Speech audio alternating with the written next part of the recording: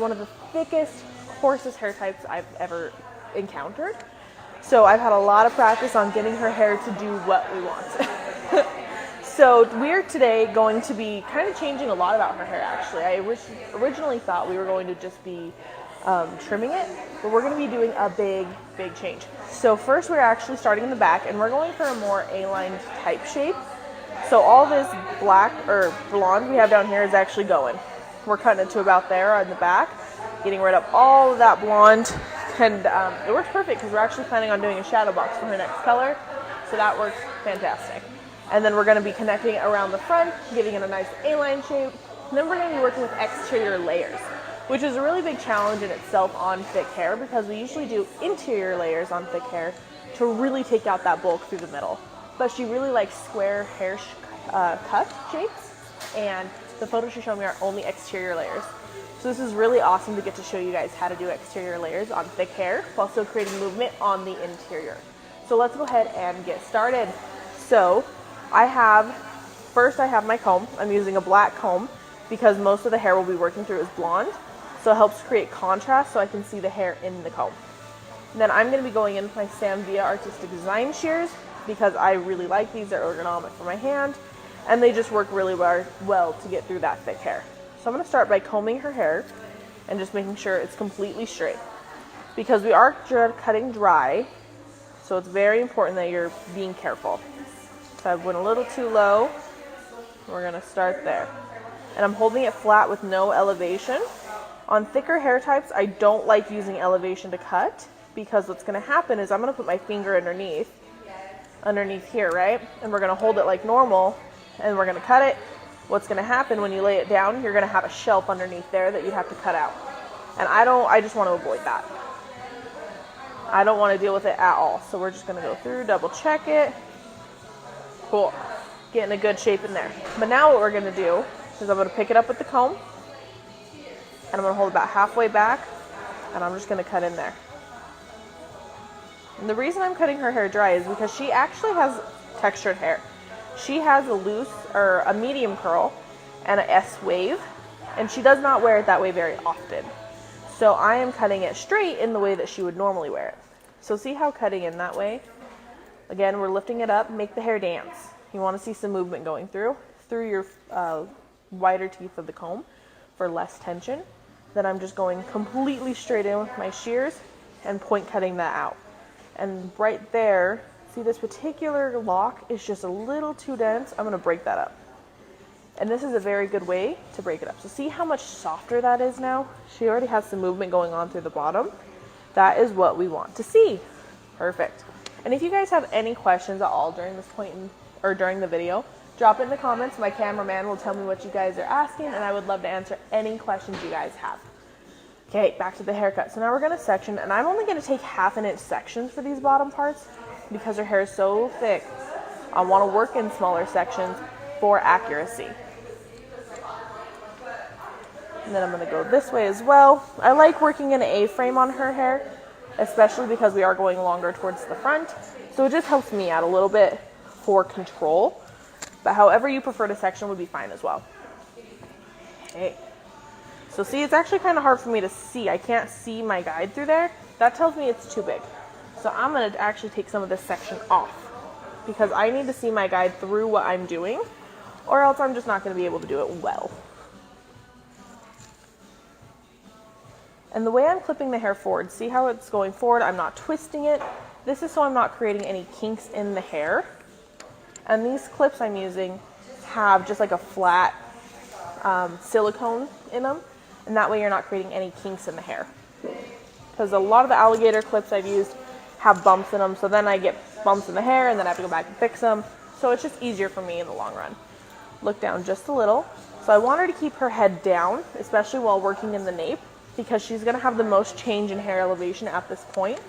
Especially because she has a pretty prominent occipital. So if she were to put her head straight and I cut it, we could actually create a shelf underneath there, and I don't want to see that. So I'm going to have her keep her head down the whole time. And I'm going to cut this a little bit different than I did last time. Same thing with the comb, creating zero elevation, but now I'm going to point cut. The reason I'm point cutting this section where I cut the last section blunt was because the last section I was creating my perimeter. And I already have a strong perimeter created with that last section. So now I'm just texturizing. And notice how I'm not following around the head. I'm not working like that. Because if I keep it all directly straight back, it is going to create the natural length in the front. Because we are going for a little bit longer of a look in the front. So see how right there kind of has a dip in it? She straightened it right here, but that's a little not quite as straight. So I'm going to actually pull down with some tension to check that and see how it pulled that out, but now it's even. That tells me it's okay. Okay, we're going to pick up again, make the hair dance through the wide teeth of the comb. I was using the fine teeth. Wide teeth of the comb, cutting directly in. And this is just unlocking movement for her hair. And this is going to cause that interior layering that we need to have movement. Since, like I said in the beginning, we are not going to be having exterior or interior layering. We are only having exterior layering through this haircut. So that's so much softer. See, come over, look right in front. Perfect. A lot softer over here. Not a lot of movement over here. That's what we're going for. We're just going for more movement. We're just going to repeat this throughout. Perfect. That was looking really good. So I'm going to continue this same pattern until I get past her occipital, and then we'll be slightly changing what we're doing. Just going to make sure I can see my guide. Yep, it's faint, but I can see it just enough through there that I am okay to go ahead and cut that section. And for any of you who are just joining us, we are cutting about 2 inches off the back of her hair, and we're going to keep it longer in the front as an A-line section, or an A-line type cut. And we're going to be doing exterior square shaped layers, but because of her density in her hair, we're going to be creating interior layering to help with movement and unlock some texture and movement inside her hair. Okay, so let's go ahead and continue this. Perfect. And it's important that you make sure you're holding your comb straight, because you don't want to, have one side longer than the other. So if you need to comb multiple times to get it how you want to lay, do it. No rush on this.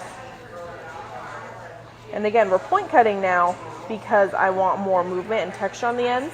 On the very first cut, on the bottom, I cut it blunt to create a strong perimeter, and now I'm point cutting. And now I'm going to go in and do some interior layering, and I'm cutting just straight in. And I'm not afraid to go too deep because I'm so interior on her hair, she will actually never see this part. Like I said, her hair is so extremely thick, she never really sees in here. So if there is a spot that kind of wants to stick up for some flyaways, it's not going to be a big deal for her. I would never do this technique right around the hairline though, because she would notice, and hairline is the thinnest point on our hair. Okay, do we have any questions or comments going on, Connor? Awesome. And again, if you guys do have any questions or comments, feel free to just drop them in there. I would love to answer them and make sure you guys know exactly what's going on. Awesome. So we're getting some really, really great layering and just movement going on in there internally. That's what we're looking for. Okay, now we're above the occipital. So what we're going to be doing, because I'm still taking my sections, it's a little bit wider of a section now. The reason I can take this subsection wider is because I have so much down here that I'll be able to see. So now we are above the occipital. So as soon as I get this section out, I'm going to have her look straight ahead because I don't want to create any sort of shelving in the haircut. Okay, go ahead and look straight ahead, Mariah. Perfect. So again, why we have her look in the down when we're working in the nape is because she has a pretty strong occipital. So if I had her looking up while we're working in this nape section, she would end up with a bunch of shelving through the haircut. But now we're above the occipital, it can fall over like a curtain and not cause any sort of, like shelving or choppiness in the haircut. I'm going to lift her up just a little bit because we always want to be working in our natural, I call it the strike zone if you guys are familiar with baseball. We want to be working between our shoulders and our hips because that's where our body can stay straight. And if your body's straight, the haircut's straight. If you're twisting to the side, when you're cutting a perimeter, the perimeter is going to be twisted as well. So I've lifted her up because it was too low. I was gonna start twisting my body to get to the point, and that's not gonna be good. It's not gonna give her a good haircut. So give her a strong perimeter, have her working in your strike zone. Okay. So now what I'm gonna do is I'm gonna create a tiny bit of elevation. So I just picked up a little bit of my previous section right there. And I'm gonna hold it out. What was that? See that again. Yep. So if you look, it's right under there. Can you see that? Perfect. So that's where I want to cut it to. And I'm holding it out just a little because creating this elevation is going to give me more texture when it lays down. There we go. I'm going to do it one more time just because I missed some hairs. So holding it out. There we go. So I'm creating texture by creating this elevation, so it's not all sitting directly right on the same spot, because what will happen with thick hair, it'll start to expand and sit out, and that's how you end up with a triangle shape. So by creating elevation and just the slightest bit of layering on that perimeter, we're avoiding that problem. So for the next section, same thing. And when I'm picking it up, I'm not picking it up completely vertical. I'm now going on a diagonal because that's how my subsectioning is. So I'm following my subsectioning. If I picked it up completely straight, we would end up with just like an odd line. Wouldn't blend naturally. So with my wide tip of my comb, holding it out from the head, there's my guide. And I'm just point cutting that. And then I'm going to lift it up a little more and do my deep point cuts in, because you can see how dense that is on the ends. I'm just going to be unlocking that. And again, even though we're above her occipital, we're still working in the middle of her hair that she is never going to see. This is like the football field area. It goes on forever. So like when we're foiling her hair, this is the part that takes so long. You can see I do chunkier highlights because it just takes so long through this area. And I don't have the time for all that. So picking it up, holding it at the same angle out, and point cutting all that off. And now we're unlocking movement. And we're going completely straight in, because if we were to go on some sort of angle, we'd take too much out, and that's not what we want. So now I'm laying it down, and I see right there, just a little longer than I want. I'm just cleaning it up, making sure it's perfect. There we go. And just so much movement and texture going on. Yeah. Okay. So I'm sure you guys can see how blonde she is with how dark her root is. She's probably about a natural level 5 root, but these ends are a 9. And typically a lot of people would need to be light in multiple sessions to achieve this, but we are actually able to get her to this in one session. And the reason for that is I used a couple different things we have here at Lonza. So the biggest thing I used was our powder to colorizer. Powder to colorizer is the absolute best for breaking through natural melanin. And I only used 20 volume on her whole head.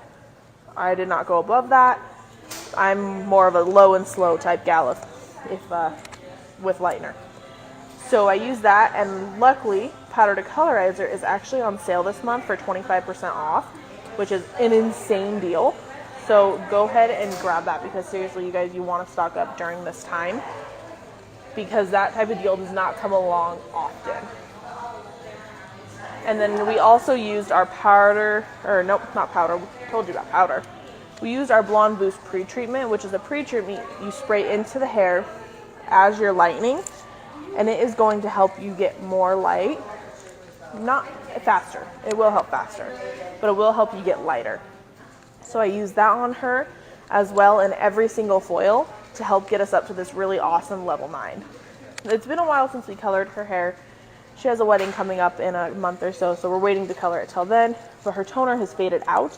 So this is just her natural lift with our powder to colorizer, 20 volume, and Blonde Boost pre-treatment. Our Healing Blonde line, including the Blonde Boost pre-treatment, is actually on sale this month as well. Okay, so now we're working in between the parietal ridge and the crown of her head. So now we're going to change the elevation even more to accommodate for the lift. I'm not trying to create a stack, I'm just trying to give her texture. That's all I'm looking for. So I'm holding it somewhere between 45 and paralleled. Yeah, I'm going to hold it about that angle. and point cut all of that out. She was really lacking layers. I think the last time we cut it, we didn't add any layering into her hair just because she was trying to go for a more blunt look, but it just was not working for her hair texture. So when I lay that down, you can tell it's kind of a shelf look right now. That tells me I need to go in and really break that up. So now I'm cutting in. Then I'm going to comb it all out and take another look at it. Oh, there we go. I'm going to go through one more time. Perfect. And now it's blended and beautiful. No shelving in there anymore. So I'm going to continue that through here. Again, picking up your section on the same angle you take your subsection. And I'm holding it out, not quite parallel, and I am doing deep point cuts into there. Okay. There we go. Creating a bit of shelf, that's okay. It's just due to the density of her hair. She just got a lot of hair. So I'm going to unlock that by doing some deep point cuts. There we go. Perfect. Oh, a little spot. There we go. All right. And again, if you guys have any questions, comments, please put them in the box down below.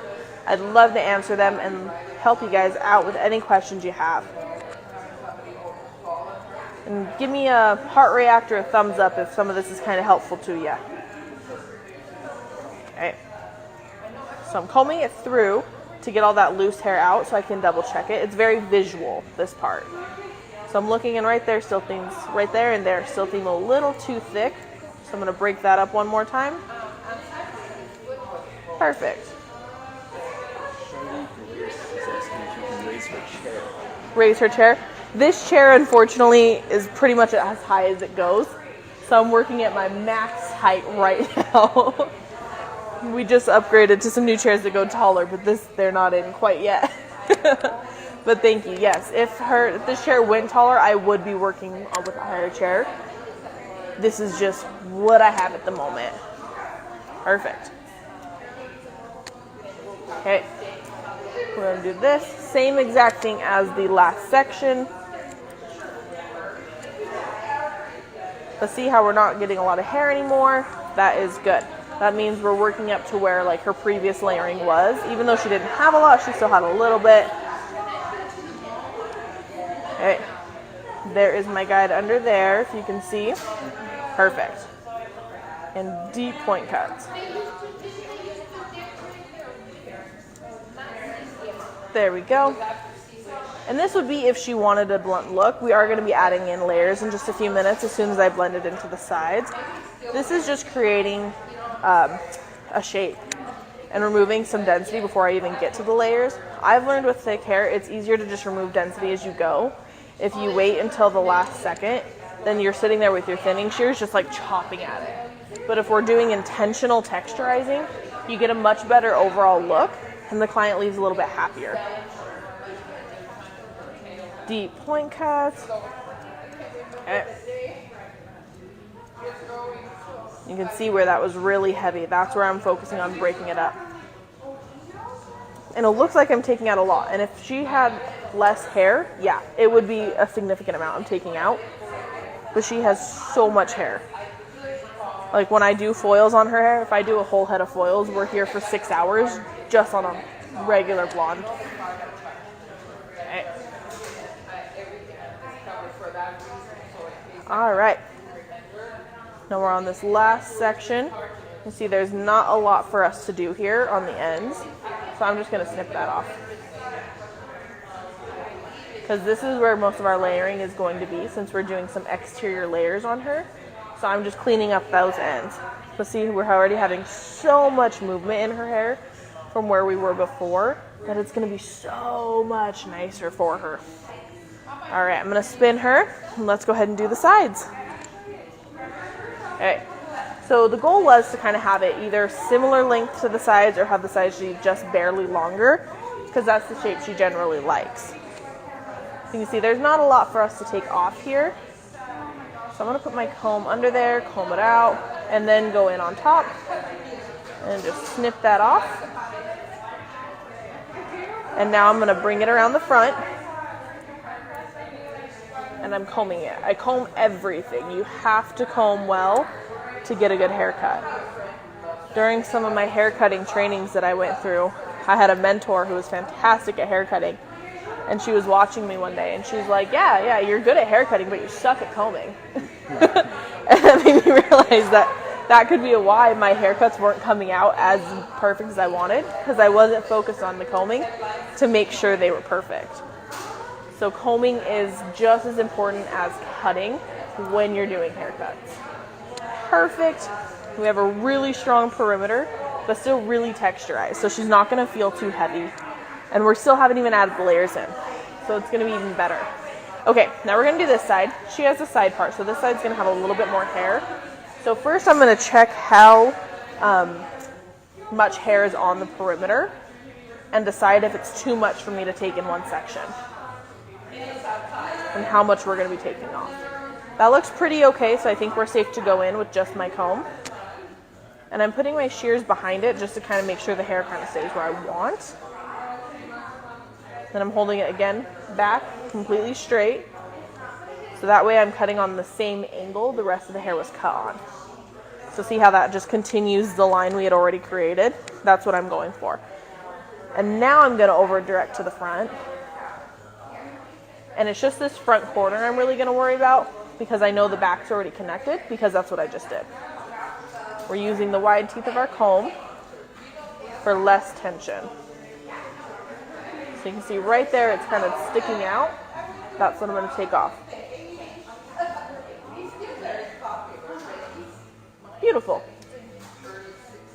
And I'm going to pull it all back one more time and double check it. There's just one little hair right there. Perfect. All right, well now we have her base shape in, where it's a little bit short in the back, a little longer to the front. And that's the shape she really likes. That's what we've been doing for years. We just kind of got away from it for a while, trying some other stuff, but this is just her tried and true. So now let's go in and add some layers. So to do her exterior layering, I'm going to again add the shape and then texturize. Because adding the shape in and then kind of texturizing, but as you go, is a lot easier for me than doing it all and then going back and texturizing. Because it just takes less time and I have more control over the shape. So I'm going to take the hair right around her crown. And you can see that's why I have my nails, so I can just section like that. It's so much easier. And I'm going to hold her hair straight up. And I'm thinking about that much off. Does that sound okay to you, Mariah? Yeah? Okay. So you can see I chose that because that's where it's see-through. So it means dead anyways, essentially. So now I'm going to go ahead and just point that off. And notice on the layers, I'm not doing any blunt cutting because I don't want her to have shells. I really don't want to have to texturize that out or have her have to worry about it when she gets home. Okay. And it's already blending in. Like, the layers are there, it's blending, and I haven't even really blended them. And it's just that deep point cutting that makes such a huge difference for us.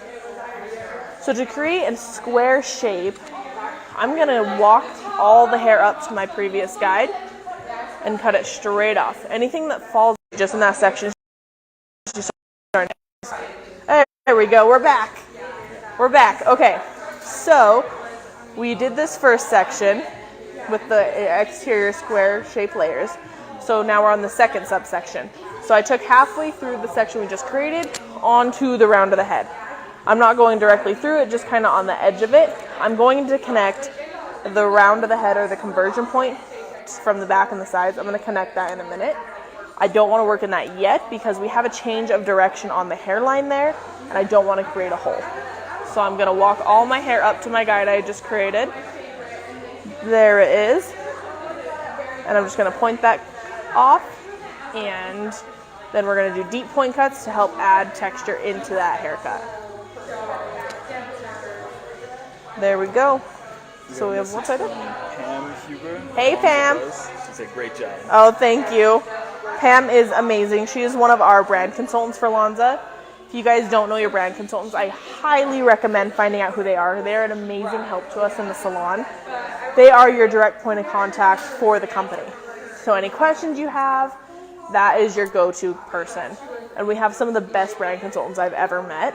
So I really, really recommend finding out who yours is and setting up a relationship with them, because they are a great asset to add to your salon. Okay, so we have all that density. Just deep point cut that out.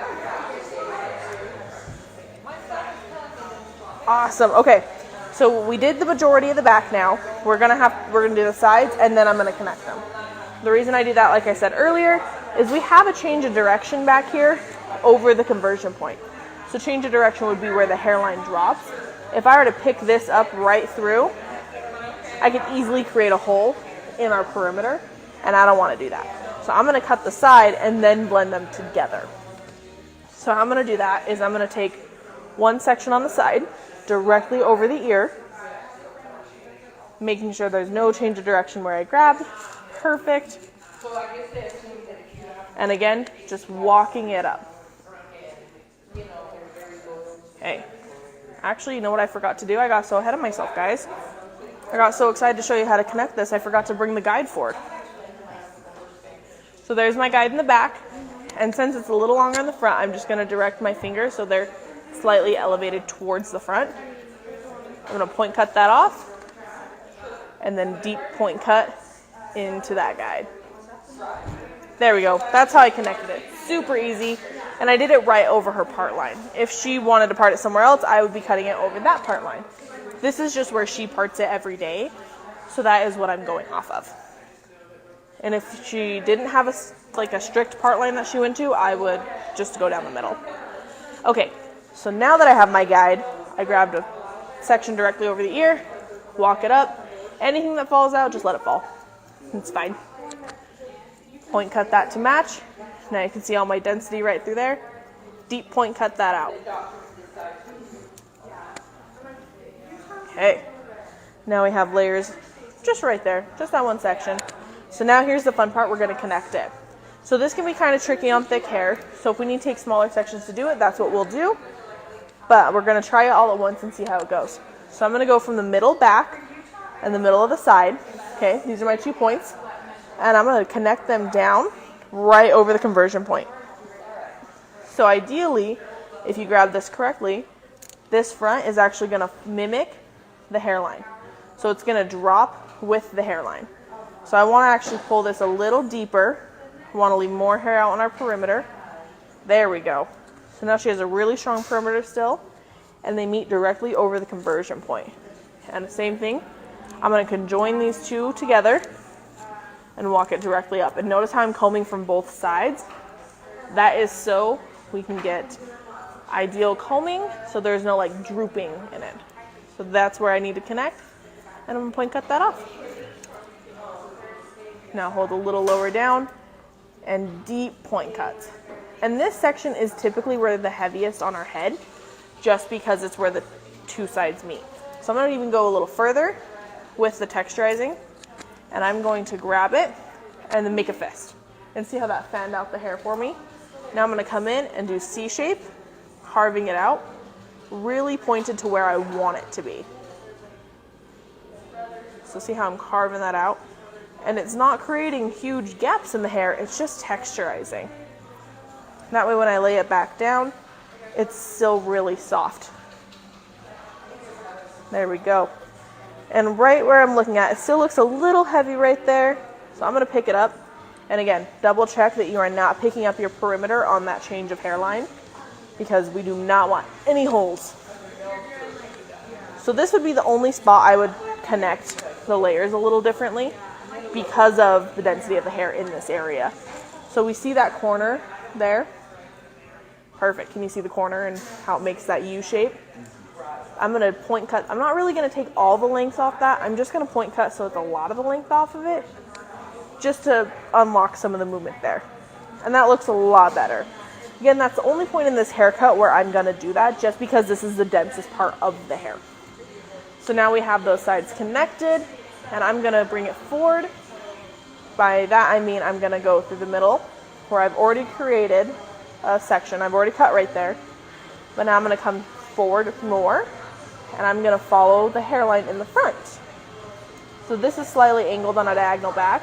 making sure I leave all that hair out because that's a whole nother perimeter we don't want to touch. If I were to accidentally pull this up, I could cut right here and then she'd have a big old hole right there. So I'm going to avoid that at all costs. And again, just walk it up, point cut that off, deep point cuts, and I'm not going to do as much deep point cuts because since we're getting to the front of the hairline, I don't want to cause any sort of like holes or thinness through the front. So we're getting so much movement and texture going on in there. But see, it's still just a little too heavy through that middle. And it's going to be like that through the whole haircut. So let's hurry and cut the layers on the other side, and I'm going to show you one last technique to really texturize this hair and give it all the movement that we want, okay? So on this side, again, straight over the ear, about an inch long or wide section, making sure I'm not picking up any change in the hairline. We got a comment saying the slide cutting in the corner section is great. Ah, thank you. It is one of my favorite techniques, especially in those corners that are just way too thick. Okay, there's my guide. So I'm going to point cut all that off. Do some deep point cuts. Okay, now we're going to connect the back. Again, middle of the side, middle of the back, creating a triangle directly over the conversion point. And the front of the triangle, this side, should follow the change in direction on the hairline. And all this should be left out so we're not attacking our perimeter and causing holes. Now I'm going to comb them together. And if this is too big of a section or you don't have proper control over this, it's okay to make it a smaller section. Like if you need to cut this down so you're only picking up that much, that's okay. And then go back in and connect this later. That's okay. You take as much as you can control because it's about having control in your haircuts. So walking it straight up. There's my guide, point cutting that off, and then deep point cuts. Remember, we're working now in the thickest part of the head. Really just gonna deep point cut that. And I'm gonna go a little lower, fan it out. So I'll do that one more time so you guys can see. Make sure you're focusing on my hand, Connor. So I have it holding straight, and make a fist, and now it's fanned out. And now I'm just gonna slide cut, and I'm making a C shape, so I'm working like this. And I'm working in the apex of the blade, which is where the blades meet, right in this corner. That is the sharpest point of our blade typically, because it's the part that gets used the least. So it's the sharpest. And I'm just slide cutting in a C. And the reason I'm doing a C as well is because that's actually gonna coerce the hair to go under. It's gonna make sure I'm giving it the direction I want, so it's not sticking up all crazy all over. Okay, and again, since we're in the thickest section, this is the only part I'm going to connect down. So I'm going to hold it straight out from the head. There's my corner. And I'm not taking a lot of length off of it. Like I am in some points, but it still has that corner. It's just a much thinner corner now. So it gives it more movement. Okay. So now we're going to do one last section in the front. So we're going to avoid the hairline up here. So I'm going to go about an inch back from the hairline, going on a diagonal back, because that's typically the shape that our hairline takes is a diagonal back. And then I'm going to go directly over the ear, kind of taking a subsection of the first cut I did on the sides, and I'm just going to blend that in. There we go. So now we have this beautiful shape going on, lots of texture. Like we would be okay to leave this as is. But Mariah really likes to curl her hair, and sometimes she gets kind of this like big 80s hair she loves to do, and it's really cute. So to give her more movement and more texture so she can get that big hair, because you can see it's kind of dropping down, which would be fine. I am going to go through and I'm going to part her hair out. And so I'm going about, on the sides it's about an inch below her part line, maybe 2 inches below her part line, and then I'm dropping back, so I'm about 4 inches below the crown, because the most of the hair in the back is going to be through this section. And I am just going to clip this up out of my way. We got a comment from Belinda Snyder that says, yes. So good, thanks. Thank you. Yeah, I really hope you guys can go home and use these. I want you to practice on mannequins, friends, whatever. Just practice these techniques. And all these techniques can be used individually, not only in this haircut. So they can be used individually on any haircut you're doing, just to elevate your style already. These are just tips and tricks to help you work through hair that maybe is a little bit thicker. Okay, so now I'm taking about an inch wide panel, and here's what I'm gonna do. This is really cool, ready? I'm gonna take it with my comb, grab it, and flip. So I'll do it one more time. I'm gonna grab it and flip. And I'm coming in and holding it with my fingers, and I'm just slide cutting down. So I'm actually slide cutting underneath the hair. And what this is gonna do is it's going to help it curve under. So when I flip it back, it encourages the hair to go underneath. So she's still gonna have a lot of movement, but it's not gonna flip her hair up. And see how we're able to get more movement and like texture and volume through there opposed to this side. So like this side, we got all of that movement happening. Where over here, it just falls back flat. So we're gonna pick it up, about an inch wide section, comb it, and then flip. And I'm flipping about 1.5 inches below the hairline or the roots because I don't wanna go too high up because then they're really gonna stick out crazy. So this isn't a technique to really thin the hair, it's really to give movement and texture. There we go. So that's gonna help a lot with adding movement into her hair. And it's just a little bit, you don't have to do a lot, just a little bit to help touch it. So we're gonna do the same on the sides. And I'm gonna be aware now where I'm at, that I'm still leaving about 1 inch of hair on her perimeter and 1 inch of hair on top. That way I'm not like, she won't have weird little hairs sticking out on top or the bottom. So we're gonna flip and just slide cut in.